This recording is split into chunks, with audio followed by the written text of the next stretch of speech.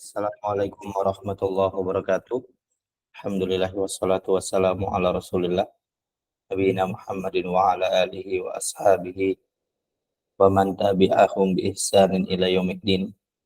Amma ba'du. Teman-teman sekalian, semoga Allah Subhanahu wa taala dirahmati Allah Subhanahu wa taala. Baik, kita lanjutkan pembahasan kita hari ini. Kita masuk ke lanjutan pembahasan kias. Telah kita pelajari pembagian kias. Kita pelajari ada 3 di sini ya. Ada qiyas al-illah, ada qiyas asyabah, sama ada qiyas ad-dilalah. Baik, sebelum kita masuk ke syurutnya, atau kita bilang dhawabit setiap arkan dari qiyas tadi, dari qiyas, arkan qiyas ya, kita masuk ke, sedikit murojaah dulu, mengenai sejauh mana antum ingat pembagian qiyas kemarin. Kemarin kita mempelajari ada 3 qiyas. Qiyas illah, qiyas dilalah, sama qiyas syabah. Mungkin ada yang mau ngasih gambaran di mana qiyas illah. Ada yang mau coba? Qiyas illah tuh gimana? Misalnya faraknya gimana? Misalkan pakai contoh sehari-hari boleh nggak apa-apa? Ada yang mau coba? Karena mau memastikan dulu pemahaman antum. Kalau antum takutnya kalau nanti nggak paham masalah pembagian itu saja, takutnya disyurut dan seterusnya sulit. Ayo, ada yang mau coba? Atau anda tanya, misalnya ada asal. Jadi qiyas itu mempunyai rukun 4 ya. Ada asal, ada fara', ada hukum, sama ada illah. Misalnya kita bilang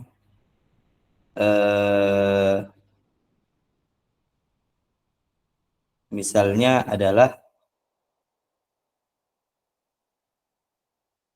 khamar dan fara'nya adalah kita bilang seperti kecubung. Tahu kecubung? Ada yang tahu kecubung? Ada yang tahu kecubung nggak? Coba cari di Google kecubung itu apa. Jadi kecubung itu sejenis tumbuhan ya. Cubung itu sejenis tumbuhan yang dia mengandung narkotika. Jadi ketika dimakan dengan takaran tertentu, dia itu dapat menghasilkan sesuatu, yaitu jadikan dia mabuk atau hilang akal. Baik, ada asalnya adalah tadi khamar, fara'nya adalah kecubung. Kecubung ini mempunyai efek memabukkan, atau kita bilang membuat dia hilang akal. Baik, ada yang bisa coba? Ilahnya apa? Diharamkan khamar, kemudian apakah bisa masuk kepada fara'nya, dan hasil hukum dari kecubung ini apa? Ada yang mau coba? Coba Ustaz Zulham coba. Ustaz Zulham mau coba? Ustaz Zulham. Coba Ustaz Zulham. Kecubung, faraknya, khamar asalnya, kemudian ilahnya apa, dan hukumnya apa? Mau coba Ustaz Zulham?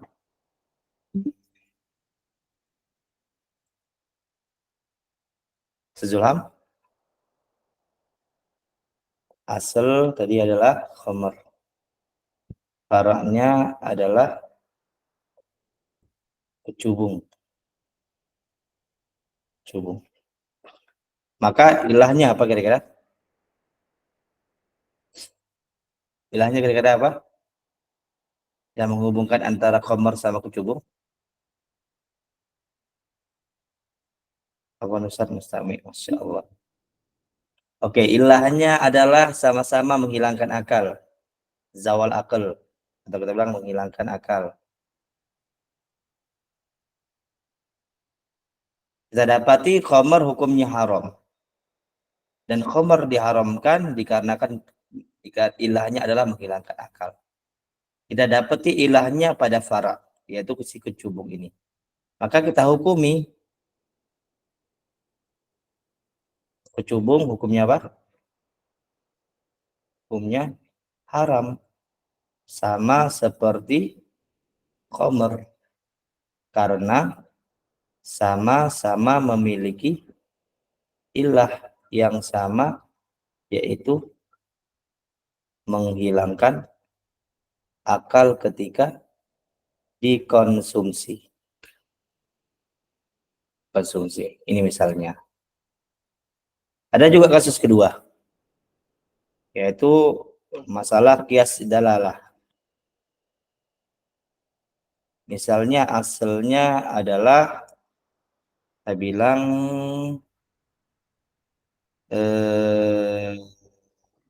elang.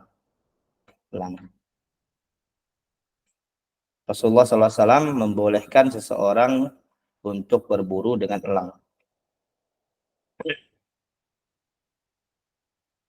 Kemudian faraknya adalah misalnya burung Garuda.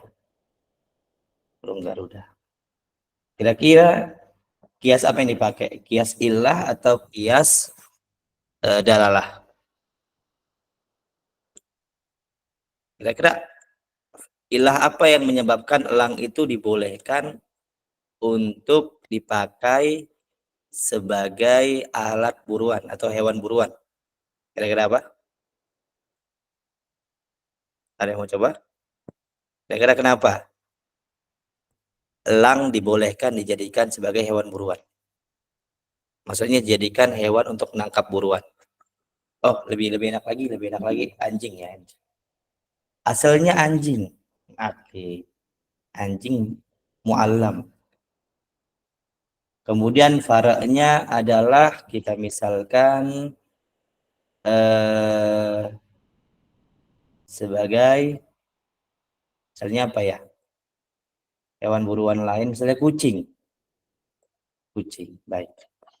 Kira-kira ilahnya apa yang menjadikan anjing itu dibolehkan sebagai hewan buruan? Ada yang mau coba? Kenapa kira-kira? Gak apa-apa, keluarga aja pendapat masing-masing. Salah nggak masalah. Kias dalalah kita sekarang ini ada asal anjing mu'allam, yaitu anjing dibolehkan dipakai sebagai kita bilang hewan untuk berburu. Kemudian kita mau cari hukum kucing sebagai hewan berburu boleh nggak? Ilahnya apa kira-kira anjing boleh dipakai? Ini kata Hidayatullah. Karena apa tadi? Boleh pakai suara, Ana nulis soalnya. Kira-kira karena apa? Astagfirullah. Kok tutup? Mana ya?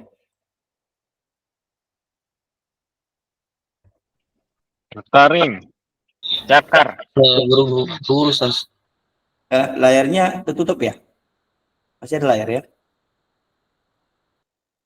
Oh, nggak ada sama mana? Layarnya masih ada? Masih ada tuh. Oh, nggak ada sama nih. Ya, nggak ada layarnya. Bentar ya. Oke, mana dia? Layarnya mana ya? Astagfirullah. Nggak jumpa.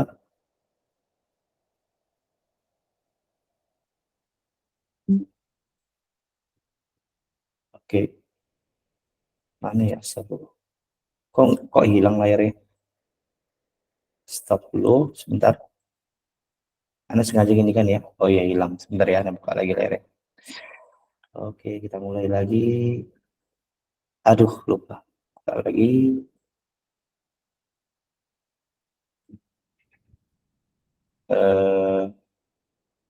Sengaja ada gini kan ya, biar apa ya? Biar antum paham, Anda takutnya nggak paham. Baik, kita mulai ya. Kita ulang. Anda nggak apa-apa kita belajar kias agak lama. Anda takutnya ini karena di pelajaran kias ini termasuk pelajaran yang perlu pemahaman lebih. Baik, kita mulai tadi mengenai anjing mu'allam ya. Anjing mana tadi? Antum jangan potong-potong kata-kata Anda ya. Nanti antum bilang Rizky Madani cakap kotor ketika ngajar. Baik. Kias dalalah. Asalnya adalah anjing. Oke. Faraknya adalah kucing. Kucing. Kira-kira ilah dibolehkan, ini kita masuk permasalahan, bolehkah kucing dijadikan hewan buruan? Bolehkah kucing jadi hewan buruan? Kira-kira anjing dibolehkan jadi hewan buruan kenapa? Tadi dikatakan sama apa tadi? Belum nampak ya layarnya. Oke. Tadi siapa yang bilang kenapa ilahnya tadi? Karena dilatih, karena bisa dilatih. Oke.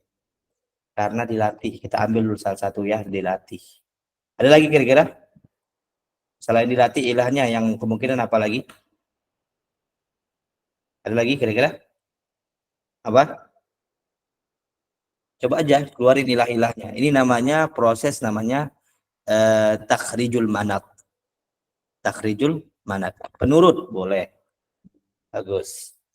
Penurut. Kira-kira apa lagi? Apa lagi? Setuju nggak kalau ana bilang punya orang muslim? Wa ma'allamtum minal jawarih. Iya, bisa Tat. Setuju kan? Punya orang Setuju. muslim. Kira-kira apa lagi? Kira-kira apa lagi? Selain itu, Punya kemampuan untuk menangkap Tat. iya nggak apa-apa. Punya kemampuan untuk Untuk berburu mangsa. melumpuhkan ya kan? Melumpuhkan hewan buruan. Benar ya? Kira-kira apa lagi? Ada lagi, keluarin semuanya. Ini namanya proses takhrijul manat. Jadi antum itu proses yang ini namanya antum mengumpulkan ilah-ilah yang ada. Ilah-ilah yang ada. Misalnya kita tambah lagi karena kaki 4, setuju nggak kira-kira? Kaki 4. Atau tambah lagi dikarenakan ilahnya ya anjing itu. Setuju nggak kira-kira? Jadi ilahnya zat di sini. Artinya dia qasiroh, terbatas pada zat itu aja. Baik. Cara ngecerita tulisan gimana ya? Oke, kita gini. Baik. Kira-kira nih ada berapa nih ilahnya yang kita dapati? 6. 6. Yang Anda tanya, yang manakah ilah yang paling utama di antara ini? Dan proses, tadi ini proses mengumpulkan semua ilah namanya takhrijul manat. Namanya apa? Takhrijul manat. Kemudian proses untuk menseleksi ilah yang ada, itu namanya tanqihul manat. Tanqih al-manat. Jadi kita masuk ke proses kedua, yaitu tanqih manat. Proses tanqih manat ini, tanqih manat adalah proses untuk menyeleksi ilah mana sih yang beneran dipakai. Itu enggak terkhusus pada satu ilah doang. Boleh satu, boleh dua, boleh kumpul semua. Kira-kira Syaidan Sultani mengambil ilah yang mana? Dijadikan ilah utama pembolehan anjing dijadikan hewan buruan. Sebentar Tat, itu saya pernah baca itu sama Tat ya. Tangkihul manat dengan tahqiqul manat itu ya Tat ya.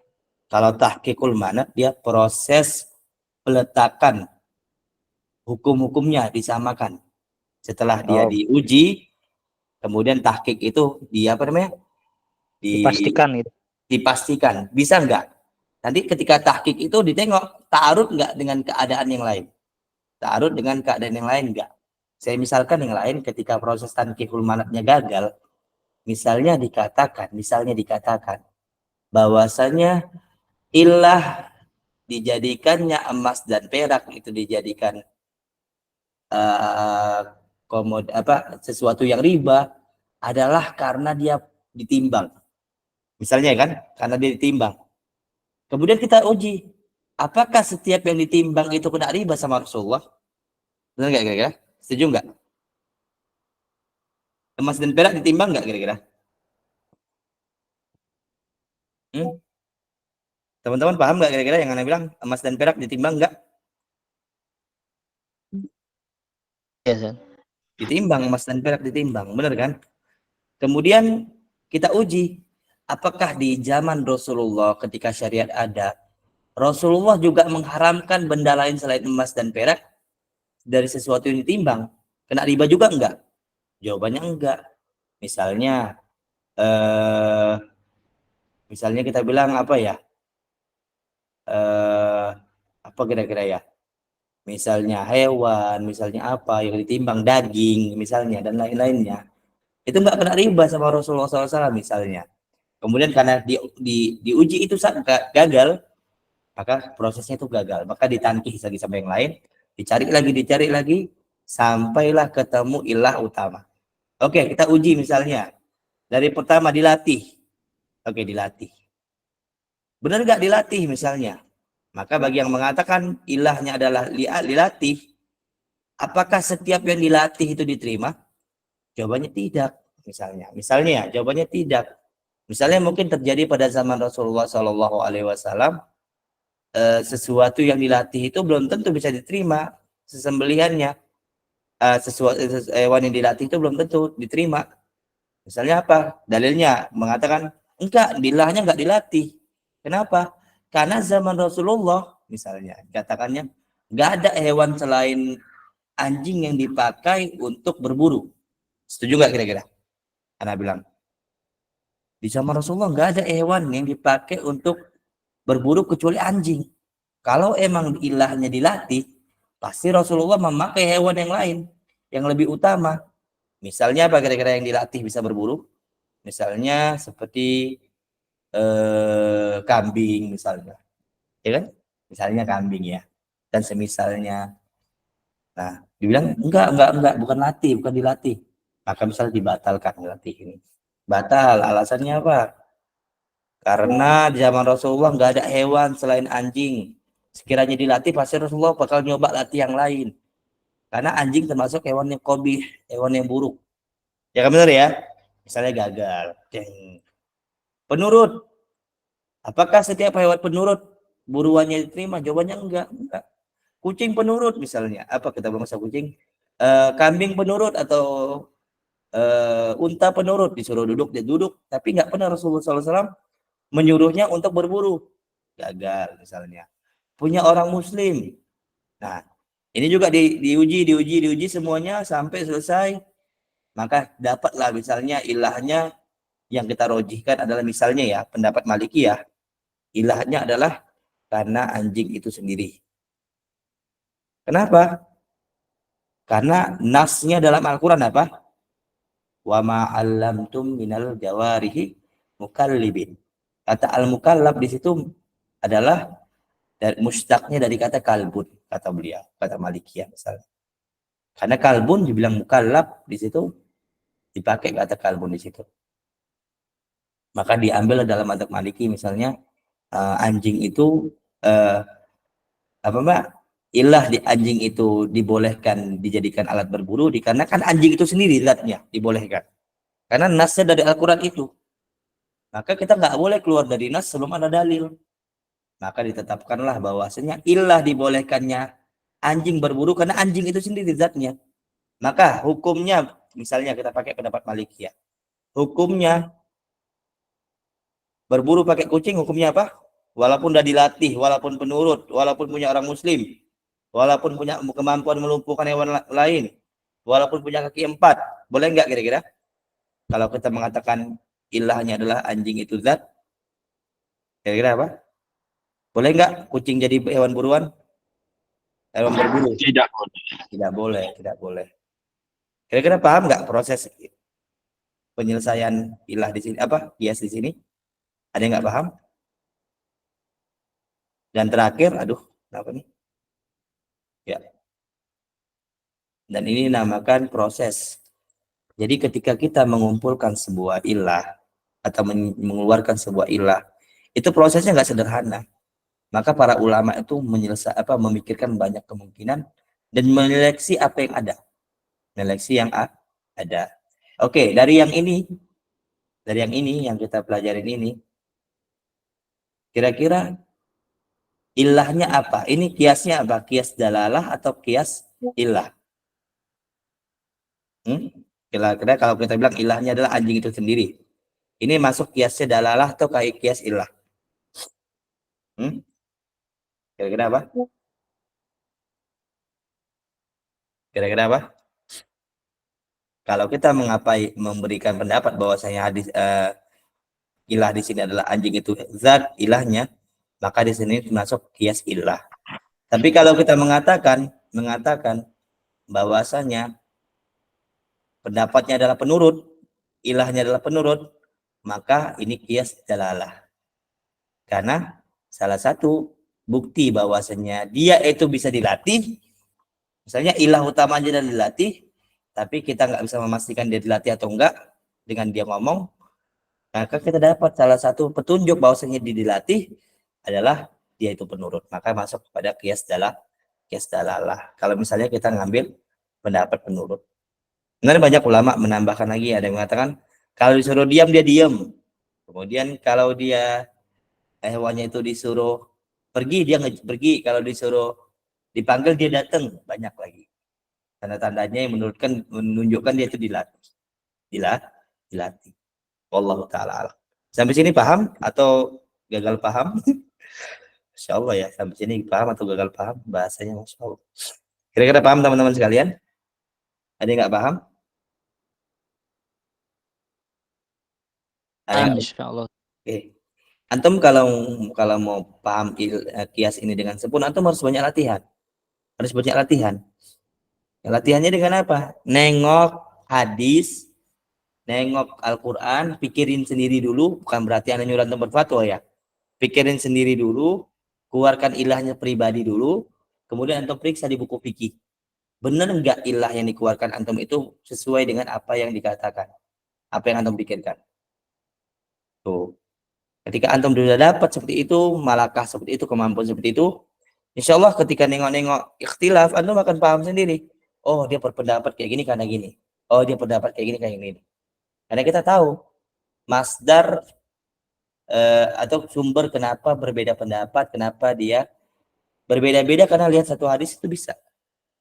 Nah, insya Allah nanti kita akan coba-coba di pembahasan tartibul adillah, atau kita bilang tarjih wa ta'aruf. Tarut wa tarjih. Baik, kita lanjut ke matan. Syurutul qiyas. Kita masuk ke syarat-syarat qiyas. Lil qiyasi syurutun tatajalla fi syurutil far'i wal asli wal illati wal hukmi. Qiyas itu mempunyai syarat-syarat, yang syarat-syarat itu terdapat pada fara' ya. Pada asal juga, dan terdapat ilah, pada ilah juga, dan terdapat pada hukum. 4 ini merupakan rukun dari qiyas. Jangan lupa sampai mati. Seorang talibul ilmi sampai meninggal nggak boleh ini lupa. Dan teman-teman sekalian, Anda udah pernah bilang bahwa saya permasalahan kias itu permasalahan paling sulit. Permasalahan kias itu permasalahan paling banyak terdapat di buku-buku fikih. Dan permasalahan kias itu permasalahan yang menunjukkan antum itu mampu atau tidak berijtihad. Kalau antum belum paham sempurna masalah kias ini, maka kalau Anda bilang, ya jauhlah dari panggangan. Maksudnya sulit dikatakan thalibul ilmi kalau masalah kias gini aja sulit banget dipahami. Dan seseorang syarat mujtahid itu dipahami oleh banyak ulama, yaitu seorang yang paham hakikat dari sebuah kias. Enggak hanya tahu dia rukun gitu doang, tapi tahu dia gimana proses kias itu bisa muncul. Dan paham ini kias bisa enggak, ini kias enggak bisa enggak. Tuh, Allah Ta'ala. Kita masuk ke syarat-syarat pada rukun pertama, syurutul far'i. Syarat-syarat pada rukun pertama fara'. Lil far'i syurutun katsiratun hatta tatahaqqaq far'iyatuhu. Furu' itu atau pada cabang hukum itu yang bakal kita cari, terdapat syarat-syarat yang banyak, yang sampai itu dia bisa dipastikan bahwasanya dia merupakan cabang dari sebuah asal itu.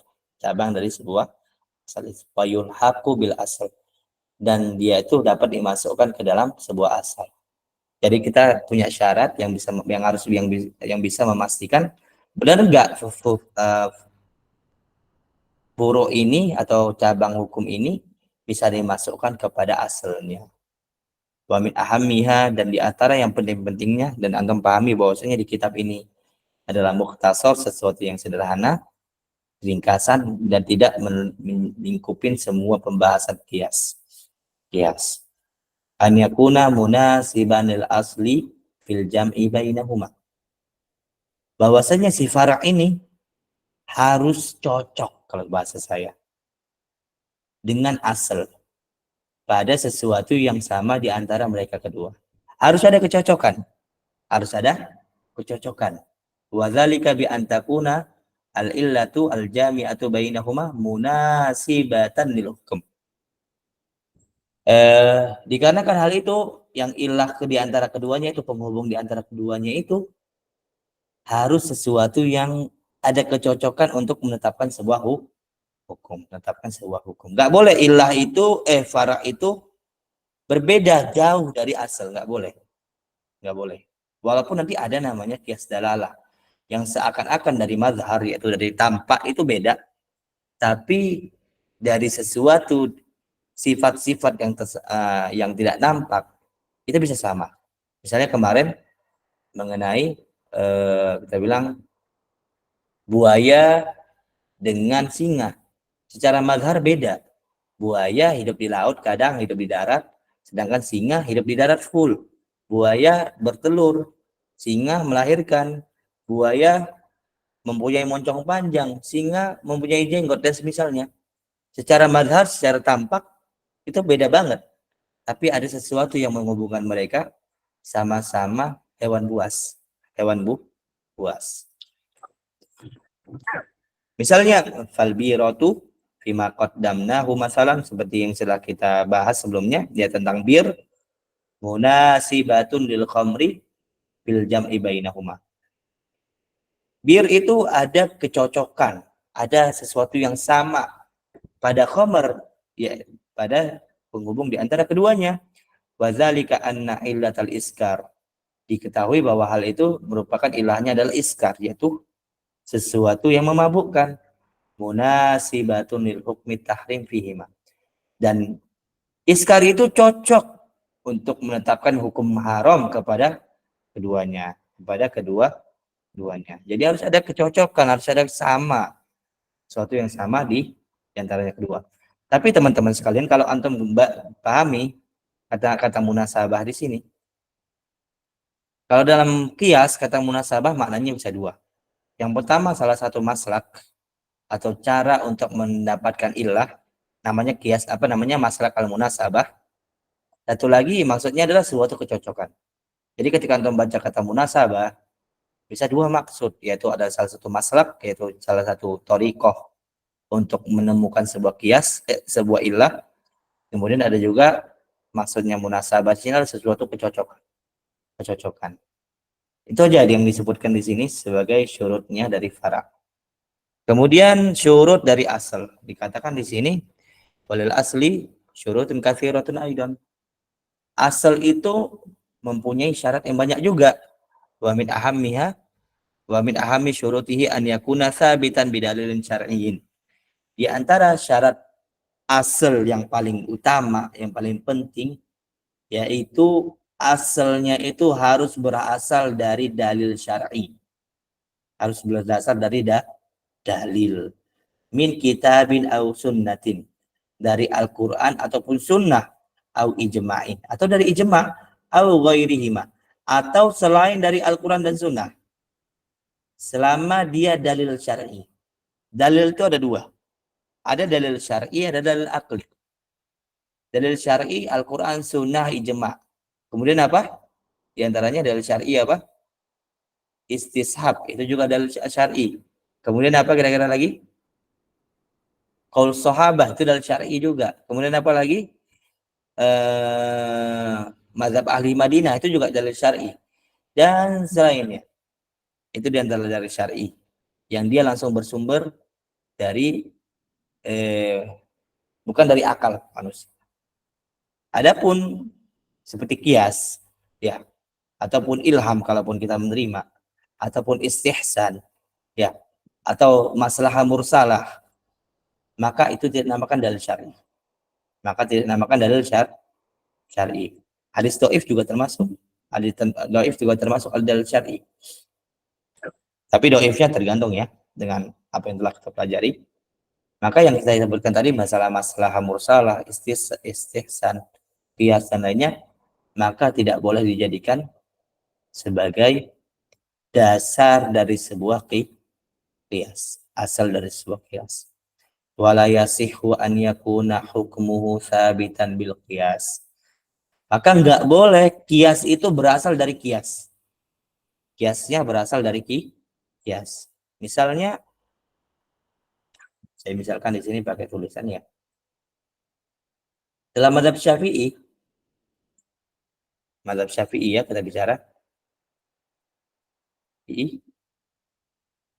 bahwasanya apa? Illah diharamkannya asnaf riba yang 4 apa kira-kira? Ada yang masih ingat? Yaitu karena dia makanan. At-tu'um. Ya kan? Makanan. Maka hasilnya apa? Beras itu riba. Itu adalah termasuk riba. Ya kan? Setelah itu ini hasil kias. Ini hasil kias. Beras itu termasuk riba. Kias dari asnaf riba yang 4. Al-bur, apalagi dan sejenisnya ya. Misalnya gandum, kemudian kurma dan lain-lainnya. Itu merupakan hasil kias, beras merupakan hasil kias dari apa yang disebutkan Rasulullah dari 4 asnaf riba. Beras itu termasuk. Jadi hasil kias ini. Maka nggak boleh kita setelah kita dapat beras itu hasil kias, kita nggak boleh mengkiaskan lagi beras. Kita cari ilah, ya kan? Beras riba. Kita cari lagi karena warna putih.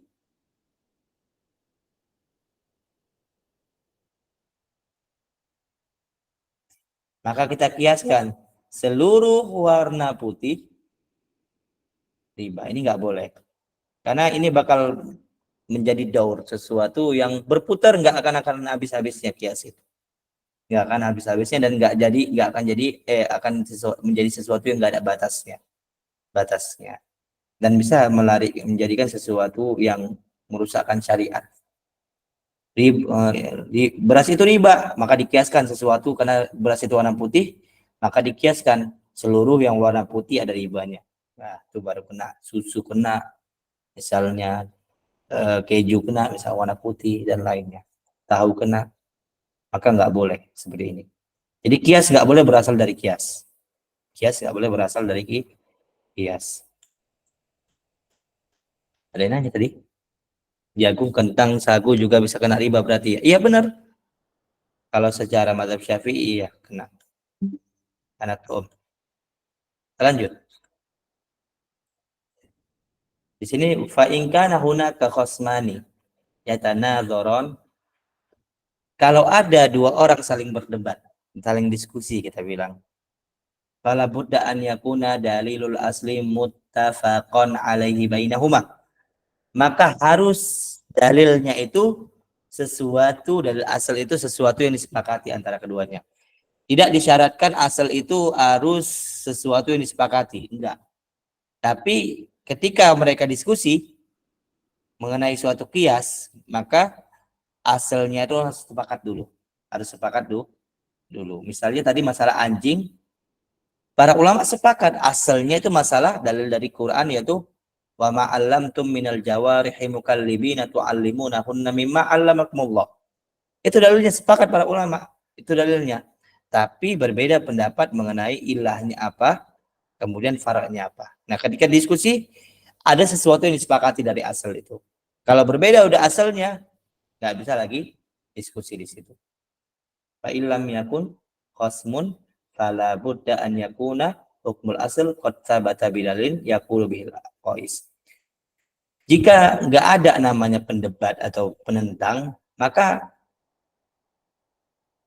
asal itu emang harus tetap sabit, tapi hanya sabit dari sisi si qaisnya doang, yaitu dari sisi orang yang melakukan kias itu saja, nggak mengharuskan asalnya itu harus disepakati. Jadi ketika seseorang mengkiaskan sesuatu, itu nggak mengharuskan semua orang setuju asalnya itu diterima, enggak. Bisa aja seseorang mengkiaskan dari hadis mursal, asalnya boleh, walaupun ulama lain menolak hadis mursal. Bisa aja seseorang itu mengkiaskan dari pendapat sahabat, boleh, walaupun ulama lain ada yang tidak berpendapat dengan pendapat sahabat. boleh. Tapi kalau dalam majal debat, majal nazar, munazarah, maka harus sepakat dulu mereka asalnya apa. Asalnya apa. Kira-kira paham teman-teman sekalian syarat dari asal? Ada yang nggak paham? Ada yang nggak paham? Kalau nggak paham kabari. Saya pribadi memaklumi kalau antum itu nggak paham, bukan nggak paham, nggak sempurna pemahamannya terhadap kias. Ada yang nggak paham?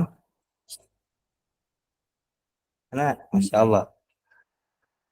Kadang beberapa itu ngaku-ngaku bisa paham kias, tapi ketika diuji gagal semua. Gagal semua. Baik, ini yang agak ribet, agak sulit dipahami. Mungkin antum harus lebih perhatian nih. Syurutul illah, syarat sebuah illah, yaitu penghubung antara asal dan fara.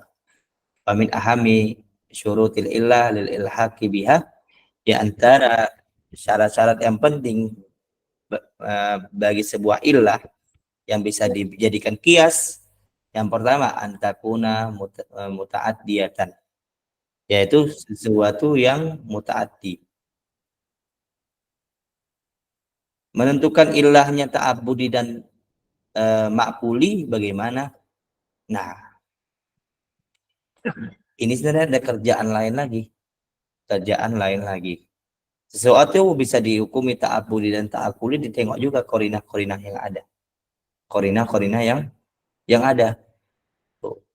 Misalnya kalau ta'abudi, salah satu yang dibuat ta'abudi adalah ketika salah satu ciri ya, kias itu bersifat ilahnya ta'abudi, maka dia harus bersifat qasirah, yaitu terbatas pada zat itu saja.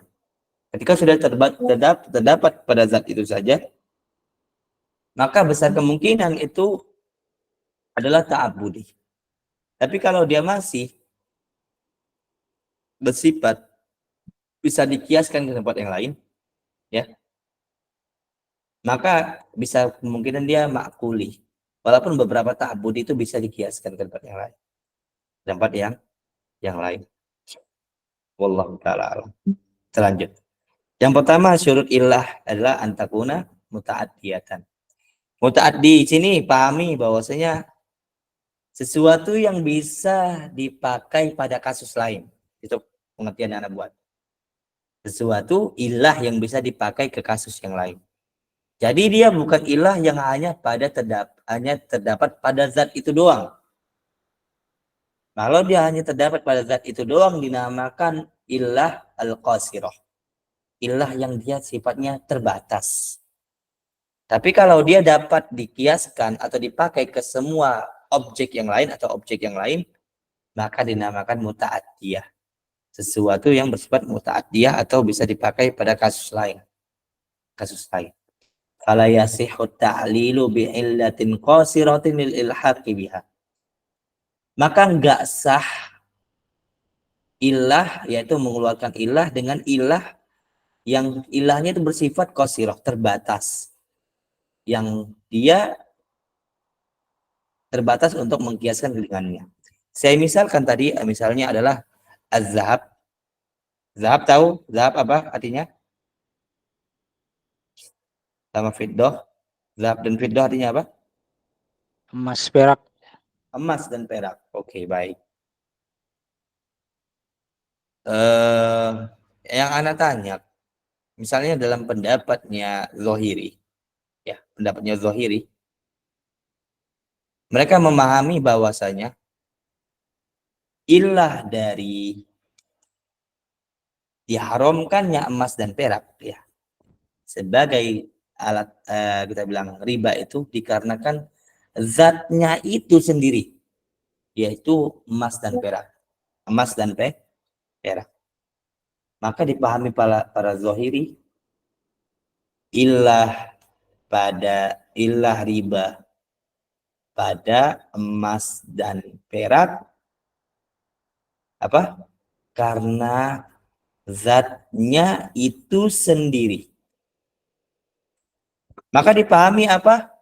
Tidak ada riba selain emas dan perak misalnya. Maka dia nggak bisa kemana-mana. Hukumnya hanya terletak pada zatnya doang. nggak bisa dikiaskan ke tempat yang lain. Ini dinamakan illah qasirah.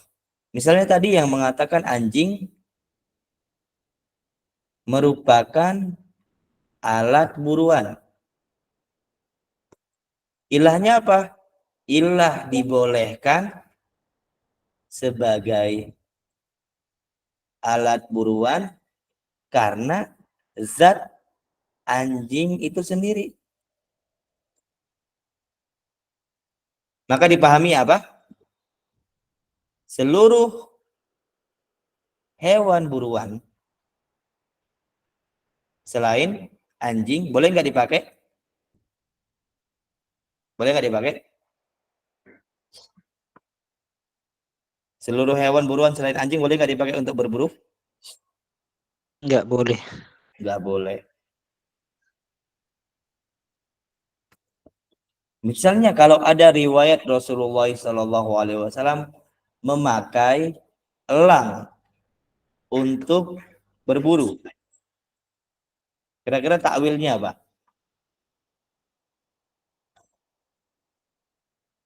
Takwilnya apa kira-kira? Kira-kira takwilnya apa kalau Rasulullah memakai hewan buruan? Elang, takwilnya apa? Pendekatannya kira-kira apa? Biar nggak ada ta'arud antara mereka. Ini dalil-dalil ini.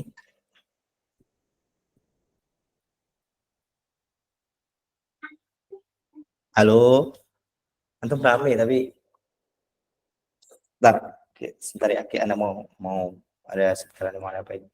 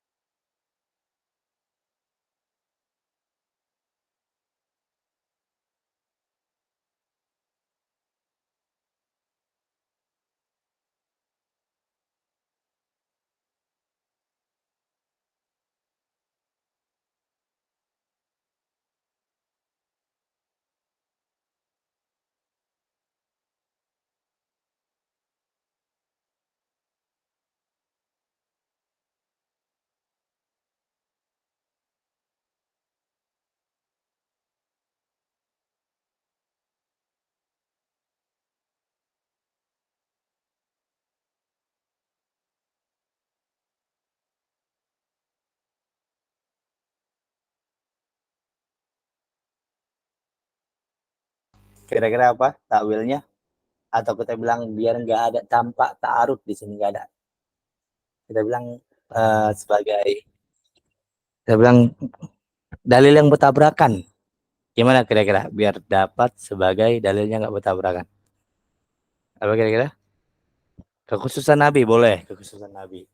Ada lagi mau coba? Kekhususan Nabi. Mansukh boleh juga, mansukh. Takwil. Takwil dalilnya kekhususan Nabi.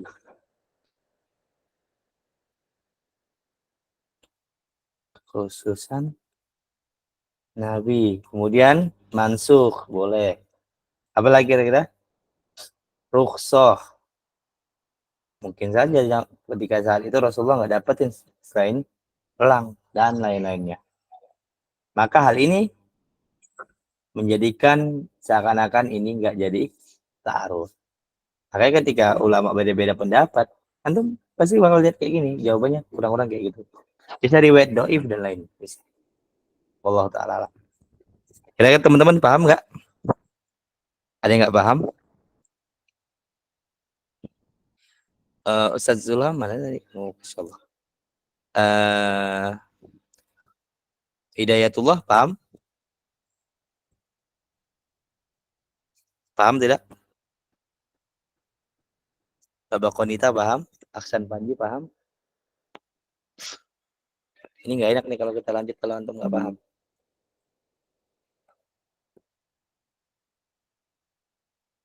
Paham insya Allah. Oke, baik. Sulit atau mudah kira-kira kayak gini? Sulit? Baik. Wa in kana yasihu ta'lilu biha la min ajlil ilhaq. Kalaupun boleh dikeluarkan ilah dalam dalil itu, makan tetapi dia bukan untuk dijadikan kias. Terdapat ilahnya, yaitu zatnya keluar.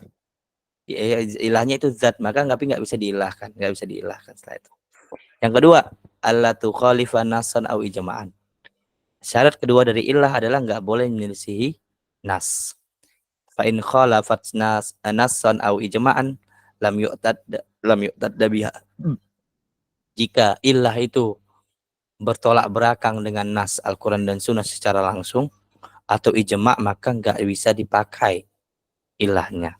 Wadzalika kaqauli man yujizu nikaha bi ghairi waliin, sebagaimana pendapat seseorang yang mengatakan bahwasanya dibolehkan menikah tanpa wali.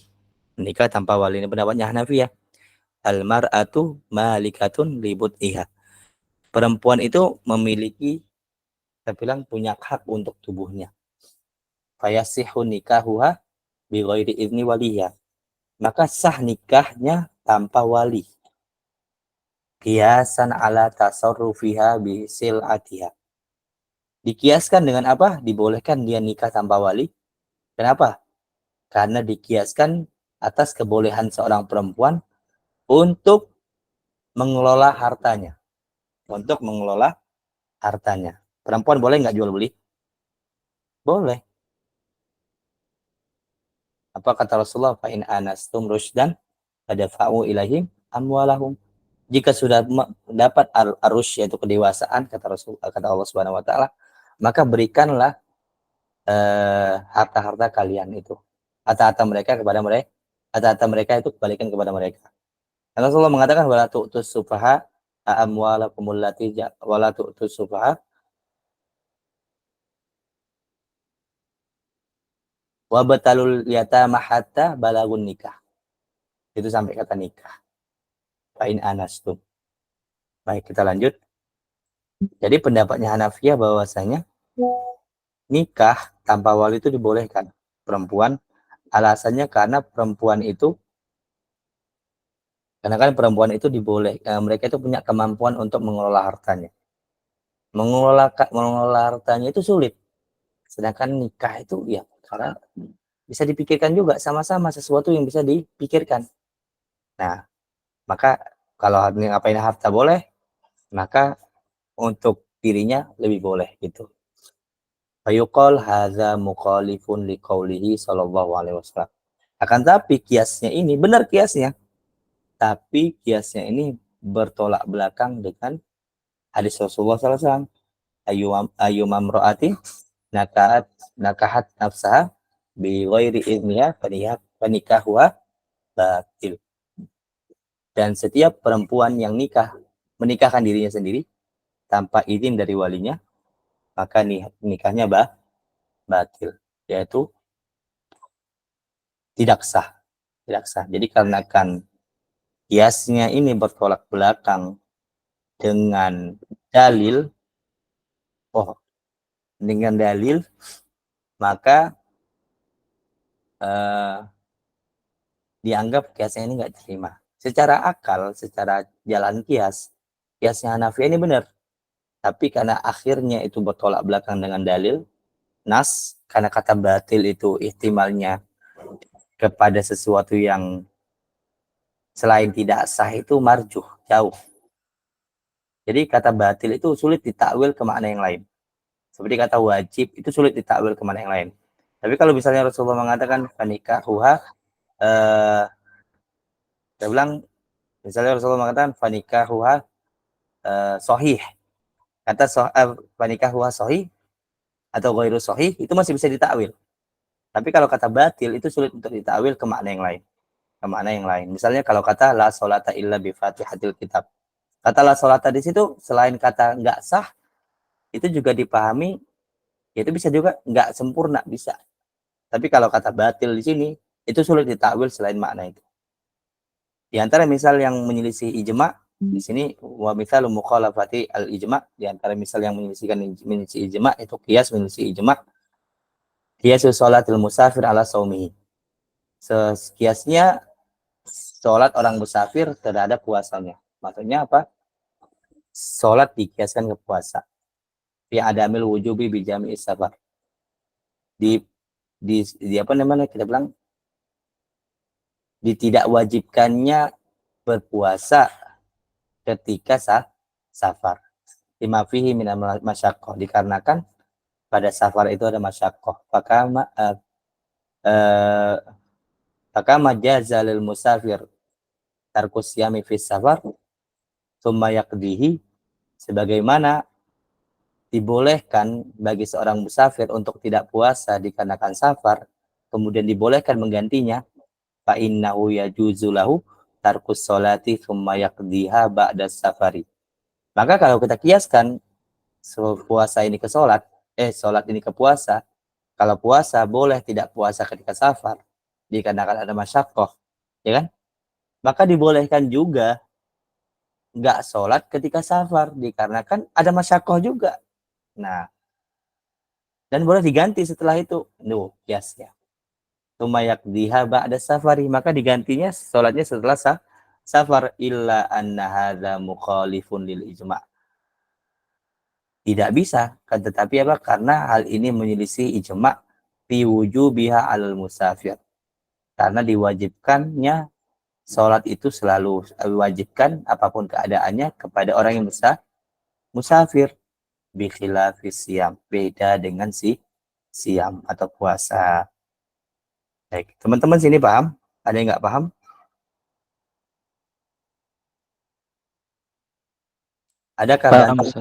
Adakah bantahan Hanafiyah soal ini? Ada.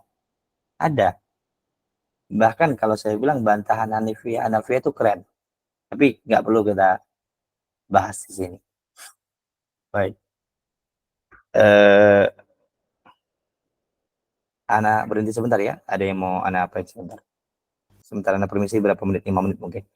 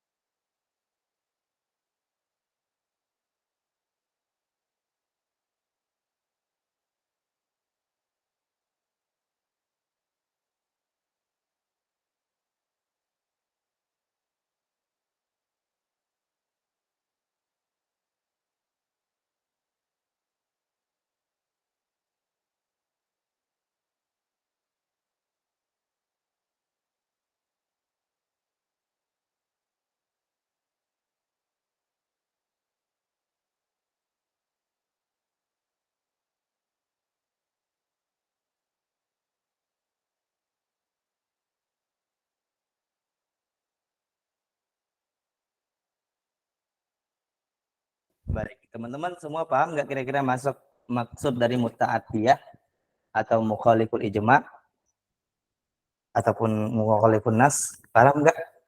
Anda kok nggak paham antum? Syahidin Sultani? Coba di ini Ustaz, yang muta'adiyah tadi sedikit diulang. Baik. Muta'addiyah ya. Muta'addiyah itu intinya adalah kiasnya itu ya. Kiasnya itu dia dapat diaplikasikan atau ilahnya itu dapat diaplikasikan ke kasus yang lain. Bukan kasus yang hanya terdapat pada nas itu saja. Nas itu saja. Jadi ilahnya kalau saya bilang nggak bersifat zat. Nggak bersifat zat. Tadi anjing kan, kalau kita ngambil kias dari permasalahan anjing itu, yaitu dari dalil wa ma'allamtum minal jawarih mukallibina tu'allimunahunna mimma 'allamakumullah, atau misalnya dari dalil idza arsaltal kilabaka idza arsalta kilabaka, ya kan, al muallam kata Rasulullah. Kata kilab di situ kan dalilnya jelas, anjing. Maka Kalau bagi siapa saja yang mengatakan bahwasanya ilahnya adalah zat anjing itu, maka nggak bisa dikiaskan ke yang lain. Selain permasalahan anjing doang dan hewan buruannya anjing doang. Tapi kalau kita bilang ilahnya adalah taklim, kita bilang, yaitu adanya di pengajaran dan dia paham apa yang kita ajarkan, maka bisa dipakai selain anjing. Maka selain anjing ini kita bilang ini kiasnya nggak qasiroh, tapi muta'addiyah. Tapi kalau yang mengatakan kiasnya anjing, maka namanya kiasnya ada ilahnya ada ilah muta'addi qasiroh, yaitu bersifat terbatas. Hanya situ doang. Nggak akan lari-lari ke hukum yang lain. Kira-kira paham? Atau Paham, Ustaz. teman yang lain paham nggak? Anda takutnya gagal paham semua nih. Ini sulit, emang sulit. Berat nggak kira-kira Syahidan Sultan nih? Berat kan Ustaz? Ya, lumayan, Ustaz. Ini mungkin masih bisa paham ya, tapi mungkin kalau karena ini kan contoh-contoh yang sebut Ustaz. Tapi kalau mungkin dicoba dengan contoh lain, mungkin kita mikir juga, mikir banyak gitu ya. Emang Kalau harus ini kan mikir. Emang harus mikir. Kalau nggak mikir nggak jadi mujtahid. Harus mikir. Baik, teman-teman yang lain paham nggak? Anak takutnya nggak paham nih. Memang berat. paham Ustaznya seperti itu. Baik, teman-teman yang lain nih. Yulia paham nggak? Nih kabur tadi kayaknya Yulia. Atau Asrul paham nggak? Asrul Aksan Panji. Nah, paham Ustaz. Ada tapinya nggak? Enggak, insya Allah. Oke, Aksan Panji paham? Babak Konita paham? Ini berat, anak bilang berat. Maksudnya kalau antum baru pertama ngerasain usul fikih bab qiyas kayak gini, ini berat anak bilang. Kalau antum paham langsung, insyaallah alhamdulillah itu taufik dari Allah Subhanahu wa taala. Tapi perlu percobaan lagi, dibuktikan pahamnya enggak. Contoh yang lain dari apa nih, Pak? Dari apa nih, Pak Arif? Contoh yang mana kira-kira? Yang muta'addiyah kah atau qiyas dalalah kah atau qiyas illah kah? Yang mana kira-kira? Biar kita coba yang lain. Enggak apa-apa. Qiyas itu emang harus banyak latihan. Kita coba ya, misalnya yang muta'addiyah atau qasiroh. Oke. Antum memikirkan sendiri, Anda nggak minta, Anda nggak mau jawab, antum memikirkan sendiri. Misalnya Rasulullah Shallallahu Alaihi Wasallam, misalkan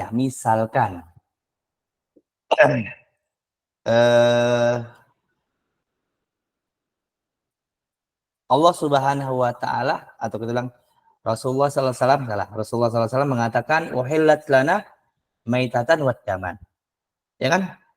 Jadi bolehkan bagi kita itu dua maitah atau dua bangkai dan dua darah.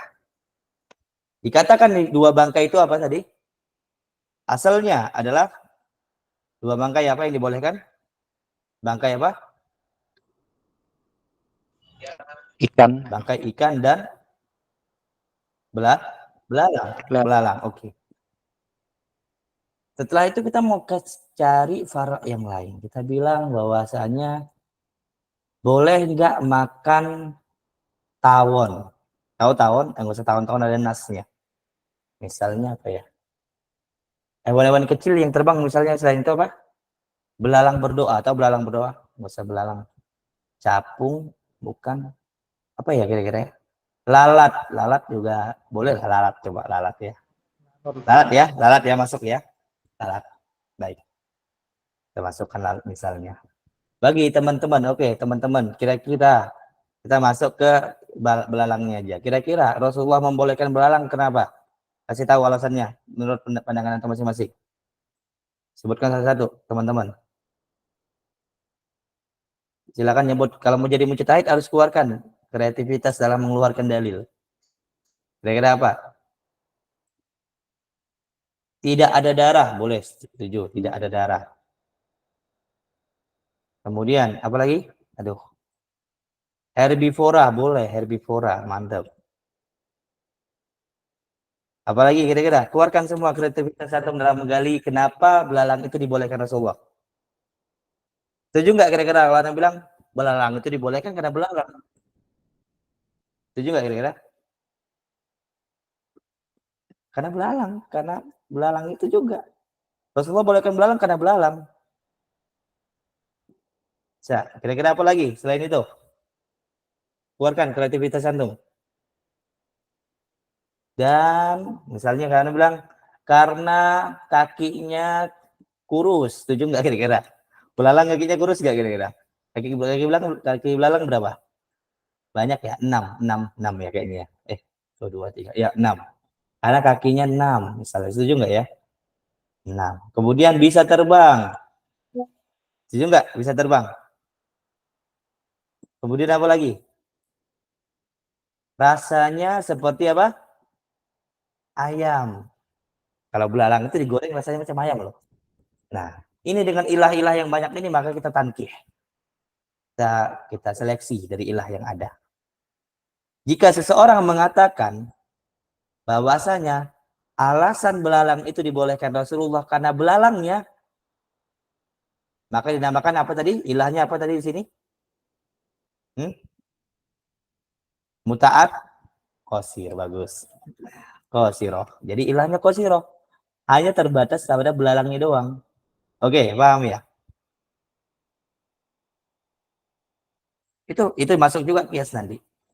Bagi yang mengatakan ilahnya bersifat sifat, yaitu ilahnya berupa sebuah sifat yang sifat itu tidak hanya terdapat pada belalang doang, maka dinamakan ilahnya apa?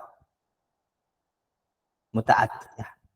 Misalnya ini diambil lah selain yang apa namanya? Yang si belalang ini. Ini semua yang di bawah ini namanya apa? Muta'at dia. Nah, ketika muta'at dia ini, maka dia nggak mengharuskan hanya belalang doang yang dibolehkan, tapi ada zat-zat lain. Misalnya yang tidak ada darah masuk kepadanya apa kira-kira? Masuk kepadanya apa kira-kira? Tidak ada darah. Tawon. Tawon sebenarnya ada apa namanya? Ada nasnya ya. Tawon, bekicot misalnya nggak ada nasnya lah. Bekicot, siput dan lainnya. Ini nggak ada darah. Masuk nggak kira-kira? Masuk. Herbivora, makanya lebih luas lagi kan? Kalau herbivora jangkauannya lebih luas lagi. Kena kepadanya kambing, misalnya nggak ada dalil kebolehan kambing, kambing masuk. Kemudian apa lagi yang makan-makan apa lagi ya? Banyak lah ya. Tuh. Kemudian panda makan daging nggak ya panda? Bambu, Ustaz. Nah, artinya herbivora dia kan, herbivora kan, masuk panda misalnya. Nah, oke, baik. Tidak menjijikkan, maka lebih luas lagi, lebih luas lagi. Kira-kira apa? Kalau tidak menjijikkan, masuk kepadanya apa? Sesuatu ini pun nanti pandangannya ada dua nih. Menurut pandangnya masing-masing. Benar nggak kira-kira? Menurut anak, bisa sesuatu itu menjijikkan. Menurut antum, bisa sesuatu itu nggak menjijikkan. Tidak menjijikkan. Misalnya bagi anak, anjing laut itu menjijikkan. Karena letoy-letoy kayak gitu. Tapi menurut antum menjijikkan nggak hewan apa anjing laut? Atau ubur-ubur bagi anak menjijikkan. Karena letoy, kita bilang bergerak-gerak nggak ada tulang gitu bagi anak. Menurut antum seperti ubur-ubur itu menjijikkan atau enggak? Kalau enggak menjijikkan maka enggak termasuk. Nah, nanti ini menurut orang menjijikkan atau enggak bisa kena lagi dan lain-lainnya. Karena kakinya 6 maka dikiaskan kepadanya. Sebenarnya ini kena lagi kalau kakinya 6 boleh enggak kias a'la? Maksudnya kias muwafaqah tahu? Mafhum muwafaqah boleh enggak? Kalau 6 aja dibolehkan artinya boleh dilebih. Atau kalau 6 boleh maka di bawahnya boleh. Nanti itu kena kias lagi. Bisa terbang masuk kepadanya lebih luas lagi. Dan rasanya kayak seperti ayam, masak kepadanya yang lain lagi. Jadi hal-hal seperti ini dinamakan proses kias. Yang mana antum putuskan sebagai ilah, maka itu yang antum bakal tetapkan ke kasus-kasus yang lain. Kira-kira Pak Arif paham tidak? Atau masih ngambang? Atau ada yang perlu dijelaskan lagi? Anda berharap antum paham. Karena kalau paham ini insya Allah berbahagia lah antum. Maksudnya sesuatu yang susah antum bisa paham dengan taufik Allah itu sesuatu yang dapat min fadlillah lah. Dari Allah. Insyaallah paham. Baik. Kalau antum mau lebih kuat pemahamannya coba dilatih. Latihnya nengok dalil. Enggak apa-apa salah-salah. Yang penting antum enggak buat fatwa. Yang penting antum enggak buat fatwa dan antum enggak menetapkan hukum itu sebagai itu. Antum hanya sebagai bentuk tajribah doang, percobaan, latihan. Itu enggak masalah. masalah. Insyaallah. Baik, kita lanjut. Insyaallah. Tenang, Ana. Kemudian di sini dikatakan syarat ketiga dari illah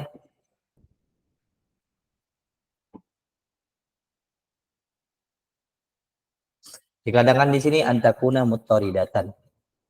Ini lebih sulit. Fi ma'lulatiha. Illah itu harus bersifat yang dia itu tidak ada sesuatu yang membatalkannya, yaitu bersifat konsisten dan selalu berlaku. Selalu berlaku, saya bilang. Tadi bisa berlaku di mana saja. Sedangkan ini tidak ada sesuatu yang membatalkan illah itu. Tidak ada sesuatu yang membatalkan illah itu pada sebagian kasus-kasusnya. Jadi sifatnya itu tidak kena ke semua objek, tapi ada objek-objek yang dia nggak kena dikarenakan sesuatu alasan. Bihaitsu la yulhiquha naqdun la lafzan wala ma'anan. Yaitu dalam keadaan apa? Tidak ada masuk kepada ilah itu sesuatu yang membatalkan ilah itu secara lafaz ataupun secara makna. Lafaz di sini maksudnya adalah dalil langsung. Makna di sini maksudnya adalah hikmah. Nanti insya Allah kita bahas. Walaupun sebagian ulama tidak memakai, maksudnya memutlakkan nakad ini ya nakad doang, nggak ada dibagi lafaz ataupun makna. Saya pribadi lebih ke arah mutaqaddimin ya, itu nggak membedakan lafzan ataupun makna. Ya nakad doang. Pembatal atau bilang ya kita bilang pembatal atau kita bilang penggugat. Nah, pembatal dari ilah itu pada dalam suatu kasus.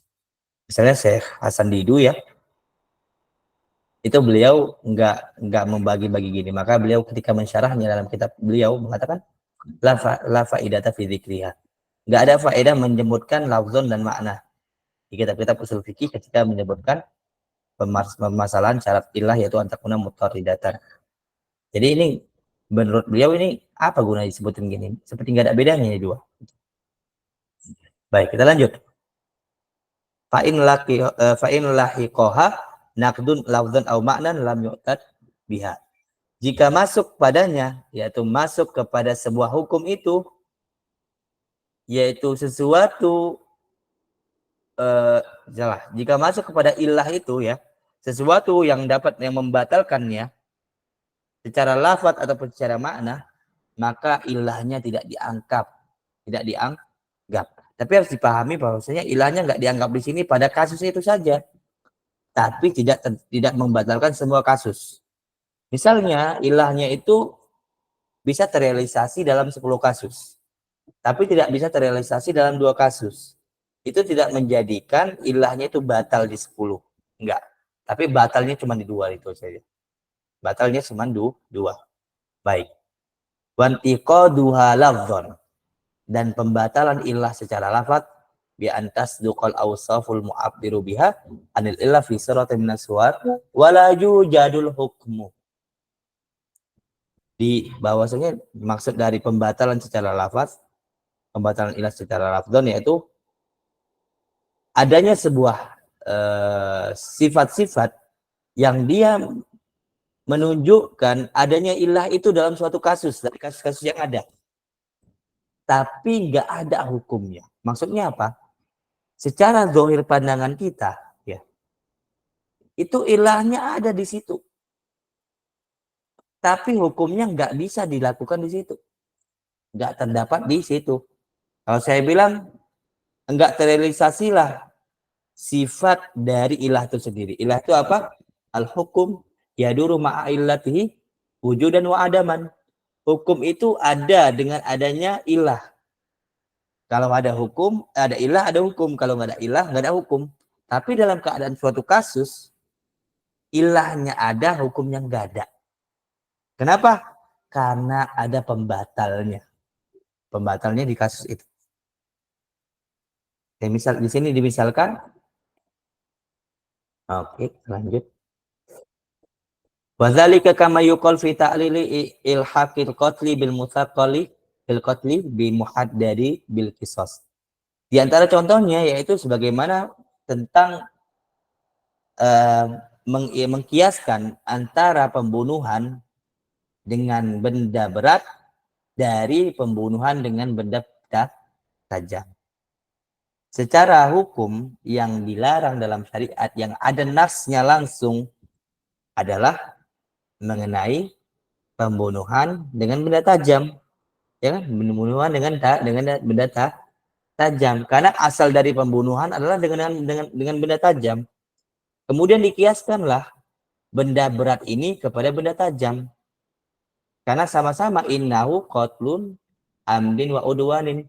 Dikarenakan pembunuhan dengan benda tajam itu merupakan pembunuhan yang bersifat sengaja dan ada maksud balas dendam, ada kebencian. Jadi pembunuhan dengan benda tajam itu dihukum kisos dikarenakan pembunuhannya itu bersifat sengaja dan adanya kebencian atau ulang adanya kebencian. Maka ketika sengaja dan kebencian itu ada juga di alat yang lain selain benda tajam, maka fayajibul qisasu bihi kal qatli bil muhaddad. Maka diwajibkan kisos, yaitu hukum kisos, hukum mati dengan pada pembunuhan dengan benda berat, benda tumpul, dikiaskan dengan benda tajam. Itu hasilnya. Alasannya kenapa? Kira-kira teman-teman sekalian, kenapa seseorang itu kena kisos? Kenapa? Karena dia membunuh dengan benda tajam, karena dia membunuh dengan sengaja plus apa? Dan ada maksud kita bilang ada permusuhan. Nah, jadi ada 3 ilah di sini disebutkan.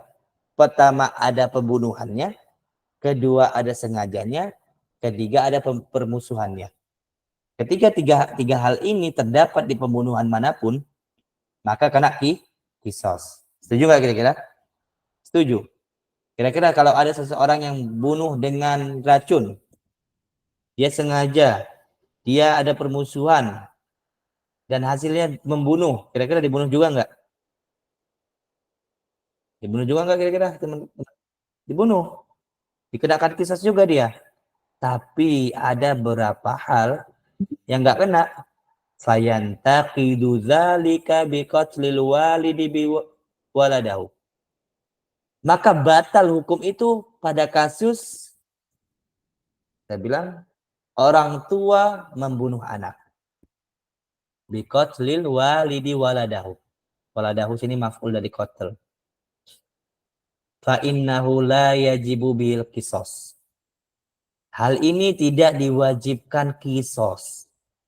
Yaitu orang tua bunuh anak. Walaupun ilahnya ada. Ilahnya tadi apa? Anda bilang? Pertama apa ilahnya?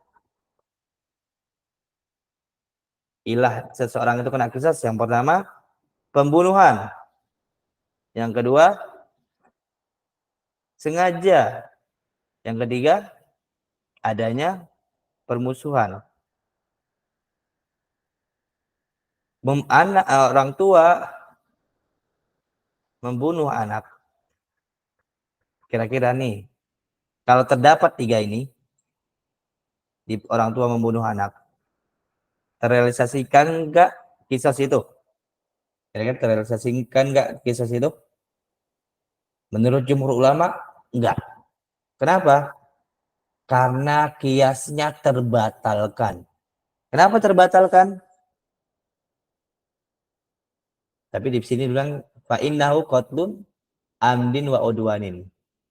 Yang dilakukan orang tua ke anaknya ini merupakan pembunuhan yang sengaja dan dengan ada kebencian. Wa ma'adzalika lam yajib bil qisas. Akan tetapi di hal itu juga, di sisi lain juga tidak diwajibkan kisos kepada orang tuanya dalam kasus ini. Faqad wujidatil illatu wa takhallafa al-hukum. Padahal sudah didapati di situ illah, akan tetapi hukumnya enggak ada. Mimma yadullu ala adami illiyatiha. Dari sesuatu yang menunjukkan tidak adanya ilahnya pada hal itu. Alasannya apa? Alasannya adalah karena ada dalil yang menunjukkan dalam kasus ini nggak berlaku kiasnya. Yaitu Rasulullah SAW, Umar bin Khattab mengatakan dari Rasulullah SAW, la yuqtassu alwalidu biwaladihi. Enggak ada kisos bagi orang tua yang membunuh anaknya. Membunuh anaknya. Dalil itu membatalkan kias yang sebenarnya kias itu kena ke permasalahan ini, tapi terbatalkan dikarenakan ada dalil yang menunjukkan hal itu, dibatalkan. Jadi ketika kias itu bisa menjangkau banyak hal, tapi terkadang kiasnya itu tidak bisa menjangkau semua hal karena kan ada penghalangnya. Di antaranya adalah ada dalil yang menunjukkan beberapa hal itu tidak bisa dilakukan. Tidak dilakukan. Kira-kira paham di sini teman-teman sekalian? Paham? Ada yang nggak paham? Paham, Ustaz. Ada yang nggak paham? Ada nas yang mengecualikan? Iya, ada nas yang mengecualikan. Bagaimana dengan membunuh dengan benda tajam tapi membela diri? Apakah bisa batal kena kisos? Iya, batal kena kisos. Tapi kan kiasnya ilahnya nggak sempurna. Kenapa? Kalau membela diri dengan alat, membela diri itu bukan uduan. Membela diri bukan uduan. Kalaupun memang dia membela diri dengan maksud kebencian, tapi dalam keadaan membela diri bersama-sama benci, nanti ada penghalang lagi. Misalnya penghalangnya adalah sesuatu yang terpaksa, yang menjadikan itu nggak bisa dikiaskan lagi. Dikiaskan. Kira-kira paham Pak Arif? Atau masih ngambang kita semua nih? Insyaallah tinggal pembuktian pengadilan benar tidak pembelaan diri. Benar. Ya silakan Syahidan Sultan nih.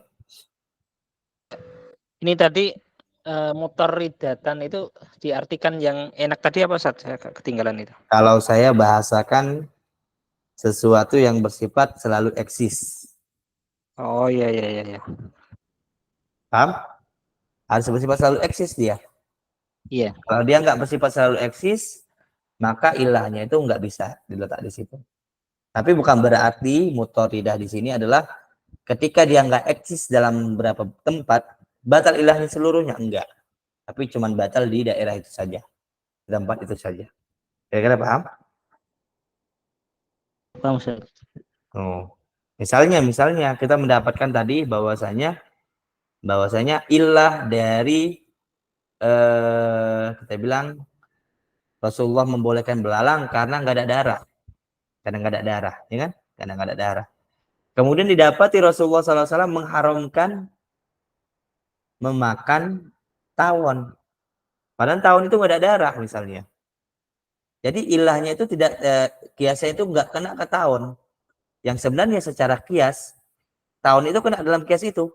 Tapi dikarenakan ada dalil yang mengecualikan tawon itu maka dikeluarkan. Nggak mutoridah di situ kiasnya. Kira-kira paham? Syahidan Sultani? Ya. Berat Paham, banget. Ustaz. Berat nih kayaknya. Kalau berat, alhamdulillah. Lanjut ya. Kemudian wantiqaduha ma'nan. Dan dia pembatalan bersifat maknan. Tadi lafzon di situ kalau saya maknakan sebagai ada dalilnya. Ada dalilnya. Sedangkan maknan itu seperti sesuatu yang bersifat kita bilang ilahnya nih masih bersifat seperti hikmah. Seperti hikmah. Maka pembatalannya itu karena tidak sampainya kita bilang tersembunyi lah, kita bilang tersembunyi kenapa hal itu tidak bisa dijadikan ilah. Tersembunyi, kita nggak tahu kenapa. Karena nggak ada dalilnya, kita bilang itu. Misalnya nih, wa an yujadal ma'nal mu'allalu bihi fi suratin.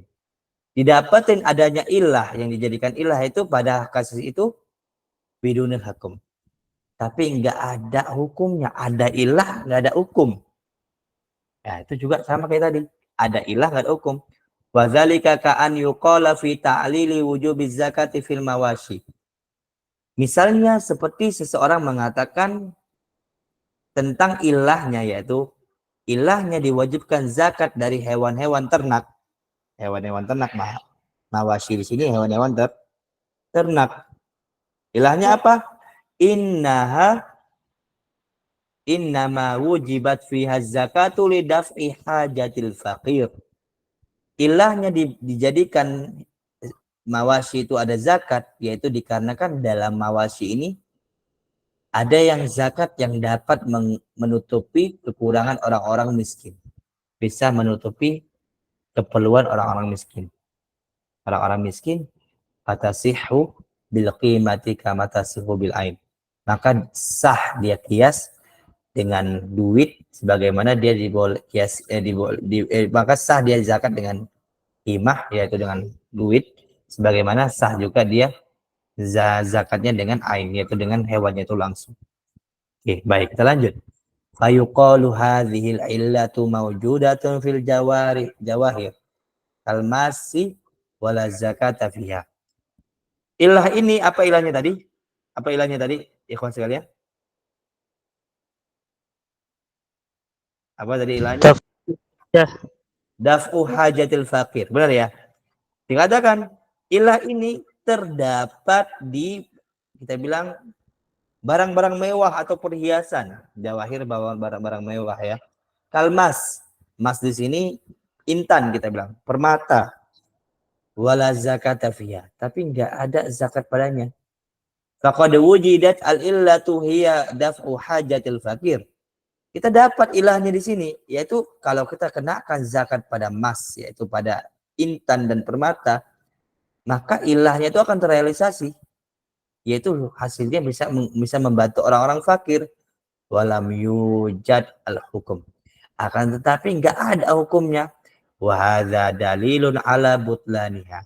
Ini menunjukkan bahwasanya hal ini yaitu batalnya ilah pada emas ini, yaitu dalam intan ataupun permata, kita bilang permata. Kenapa? Karena kalau saya bilang bahasanya, zaman Rasulullah jawahir ini ada. Jawahir ini juga bisa menjadikan, yaitu bisa menghasilkan daf'u hajatil fakir. Tapi pada zaman Rasulullah yang jawahir itu ada, tapi nggak dijadikan hal ini kias. Nggak dijadikan hal ini kita bilang sebagai zakat. Ini menunjukkan hal ini tidak bisa bisa dijadikan kias. Karena ada pembatal. Pembatalnya itu apa?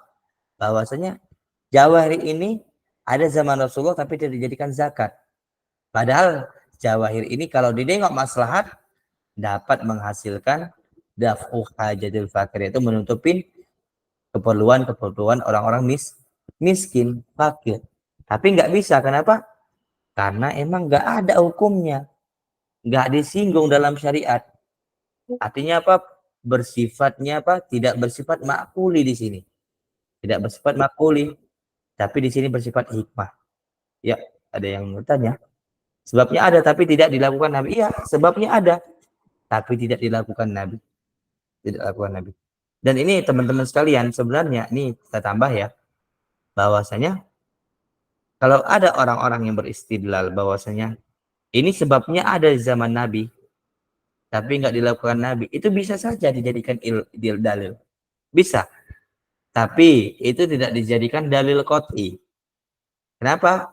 Karena selain harus ada sebabnya, kita harus memastikan itu ada pendorongnya enggak. Emang beneran bisa dilakukan Nabi, memang kepikiran Nabi, karena Nabi Shallallahu Alaihi Wasallam itu tidak mengetahui hal gaib kecuali dari Allah Subhanahu Wa Taala. Atau barang Rasulullah hilang juga dicari, bukan langsung dapat wahyu tunjukin barangnya, enggak. Jadi harus diperhatikan ketika berdalil dengan sesuatu yang tidak ada pada zaman Nabi, itu emang bisa dijadikan dalil, tapi tidak bisa dijadikan dalil qot'i menunjukkan hal itu tidak dilakukan. Perlu banyak pertimbangan. Misalnya ini dipastikan Rasulullah tidak dilakukan. Kenapa? Emang barang itu emang ada di zaman Rasulullah, tapi nggak ada zakatnya. Artinya yang kita pahami yang awalnya adalah daf'u hajatil fakir, artinya kiasnya itu nggak kena kepada jawahir, terbatas pada hal-hal tertentu. Kira-kira paham di sini atau masih ngambang-ngambang di atas langit? Sekali lagi kita selesai. Ya, ada yang bertanyakan? Silakan Syahid dan Sultani. Ini aja Tat. Apa ya untuk eh, kata-kata yang nyaman saat untuk kalau lafdhan tadi kan mungkin itu tadi agak lebih mudah dicerna karena kan lafdhan itu bisa dalil. Kalau makna ini apa ya? Kalau Anda bilang Definisi lebih ini ya. ada pribadi sebenarnya di kitab-kitab mutaqaddimin pembagian intikot ini ada yang lafzon ataupun makna ini Anda nggak dapatin. Itu dimulai dari Imam apa kita bilang hanya disebutkan oleh Imamul Haramain doang di Waraqat ya. Selain beliau itu Anda nggak dapatin ya ada yang menyebutkan pembagian lafzon ataupun makna. Tapi kalau Anda definisikan, Anda ngikutin mazhabnya pendapatnya Syekh Hasan Muhammad Hasan Ad-Didu itu, bahwasanya ini nggak ada faedah penyebutan makna ataupun lafzon ya. Kenapa? Karena nggak ada perbedaan secara tampak, ini nggak ada perbedaan.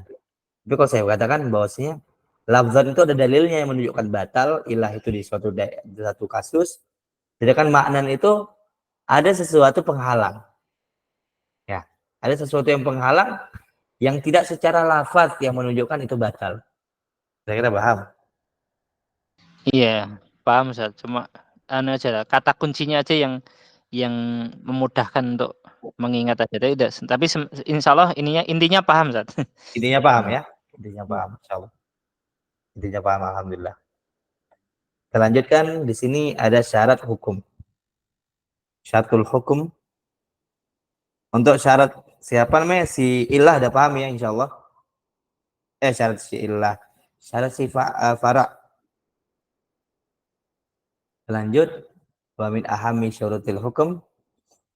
Enggak tadi syarat si ilah ya, salah. Syarat si ilah. Syarat si ilah yang tadi sekarang syarat hukum. Wa min ahami syurutil hukum an yakuna kal illati fin nafi wal isbati fayujadu in wujidat wa yantafi in intafa'at. In intafat.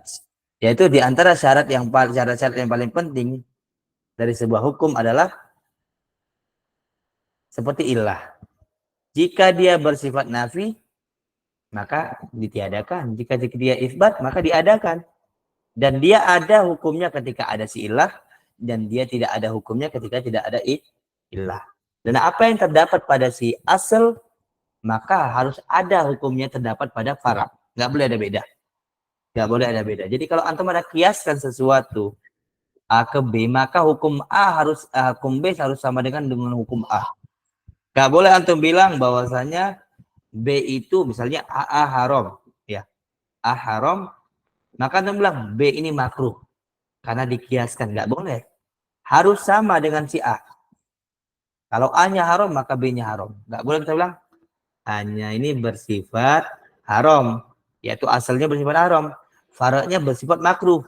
Kenapa makruh? Karena dia turunan. Nggak boleh. Nggak boleh. Emang ada beberapa turunan yang itu tidak sama hukumnya. Misalnya kalau asal itu, misalnya asal nas dari Al-Quran dan Sunnah itu diingkari, itu bisa menyebabkan seseorang itu kafir. Tapi kalau hasil kias, yaitu far yang bersumber dari asal diingkari, itu tidak menyebabkan menyebabkan kekufuran. Ada seperti itu. Tapi kalau masalah hukumnya seperti halal haram, boleh tidak, itu harus sama. 11, 11, 20, 10, hukumnya nggak boleh beda. Jadi ini antum harus kesalahan, hati-hati ya teman-teman sekalian. Kesalahan Khawarij zaman now, Anda bilang. Kenapa Anda bilang Khawarij zaman now? Karena mereka menjadikan sesuatu yang dikiaskan itu sama dari sesuatu yang di asal. Misalnya mereka mengatakan bahwasanya, misalnya asalnya adalah hukum Allah. Hukum Allah. Atau kita bilang hukum jahiliyah ya. Hukum jahiliyah. Hukum jahiliyah. Nggak usah lebih enak apa ya kita bilangnya. Misalnya adalah, oh ya, melawan kaum muslimin, ya, mengikuti barisan kaum kafir dalam peperangan. Oke. Kalau anda bilang faraknya adalah masalah ekonomi. Ekonomi. Misalnya tidak ikut boikot.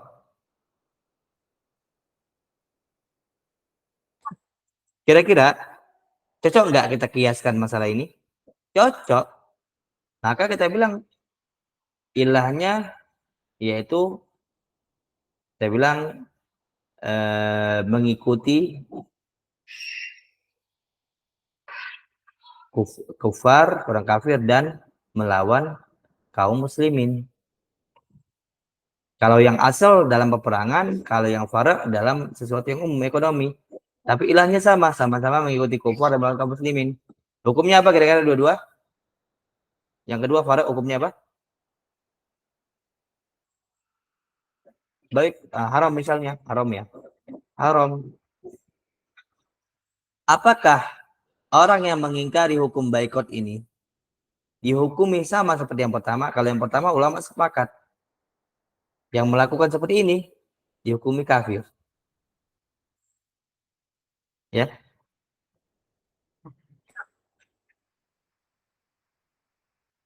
Yang kedua ini sesuatu farak. Hukumnya apa? Haram. Tapi apakah yang mengikuti ini auto kafir juga? Anda yang sama antum? Kafir atau juga? Kafir atau tidak?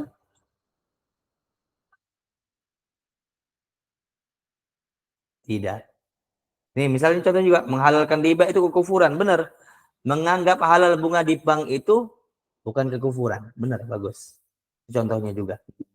Jadi turunan-turunan kayak gini nggak menyebabkan kekufuran. Kenapa? Karena bukan maklum minatin bidoruro. Saya tadi kata teman kita tadi Muhammad Rizki menghalalkan riba kekufuran. Faraknya adalah hukum bekerja di bank. Ilahnya sama-sama riba, benar ya?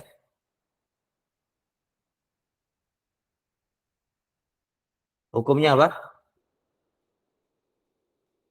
Hukumnya sama-sama haram. Tapi apakah kekufuran kena yang farak? Jawabannya tidak. Tidak kekufuran. Hal seperti ini hati-hati. Kalau khawarij, antum nampak nggak tulisannya atau nggak nampak? Terlihat tidak tulisannya? Nah, khawarij itu nggak paham masalah ini. Makanya kalau antum pahami khawarij zaman now, mana bilang ISIS dan semisalnya, itu mereka akan mengkafirkan atau mengtakfir orang-orang yang bekerja di bank. Kenapa? Karena mereka anggap bekerja di bank sama dengan membolehkan. Membolehkan sama dengan menghalalkan. Membuat lawazim-lawazim di kepala mereka sendiri. Sedangkan mereka bilang, kalau membolehkan bekerja di bank artinya membolehkan riba. Enggak gitu. Enggak segitu sistemnya. Enggak gitu sistemnya. Maka ketika dia kena farak di sini, maka hukumnya tetap sama. Sama kena riba, sama kena haram. Tapi yang atas ini kekufuran, yang bawah tidak kekufuran. Yaitu si faraknya tidak kekufuran. Makanya untuk melihat bahwasanya mereka itu, Masya Allah ya, walaupun dari sisi kiasnya mereka salah juga, misalnya mereka mengatakan, berhukum dengan hukum Allah itu kafir. Berhukum dengan hukum Allah itu haram.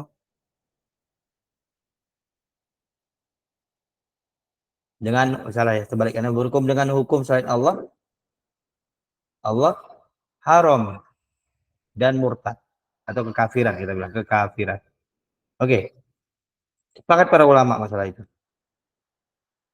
Atau kita menghalalkan, lebih bagusnya bahasanya. Kalau mujmal itu, menghalalkan. Berhukum dengan hukum selain Allah, haram dan kekafiran. Faraknya adalah bekerja di bawah pemerintahan non-muslim atau bilang pemerintahan tidak Islam. Ilahnya sama-sama tidak berhukum dengan hukum Allah.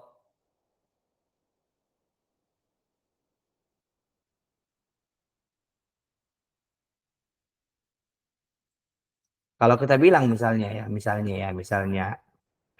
beneranlah dia membolehkanlah bekerja di bawah pemerintahan tidak Islami dengan tidak ada, kita bilang, ingkar dalam hati.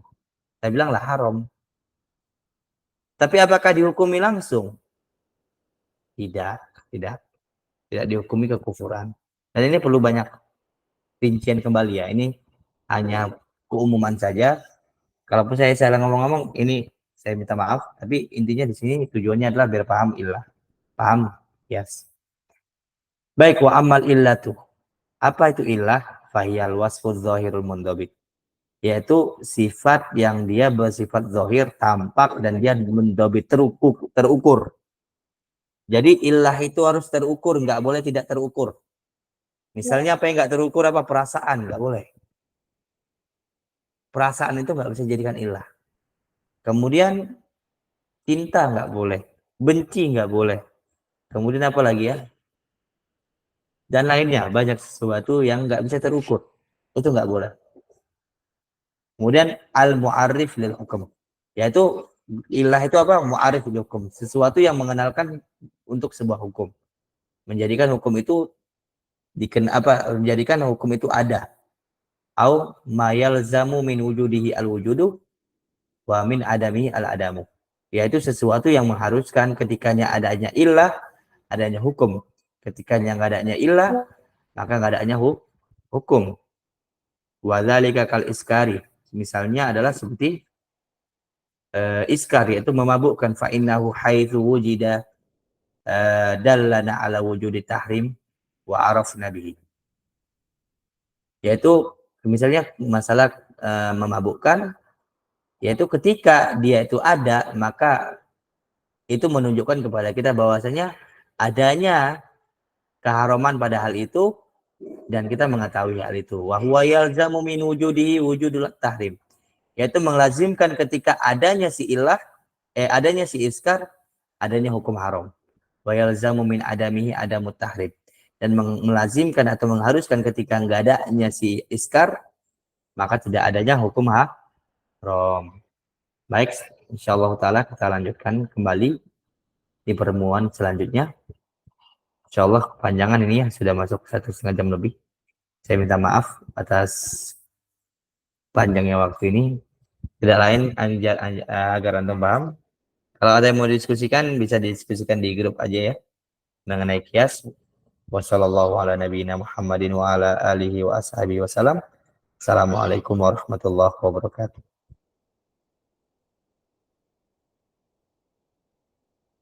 Waalaikumsalam warahmatullahi wabarakatuh.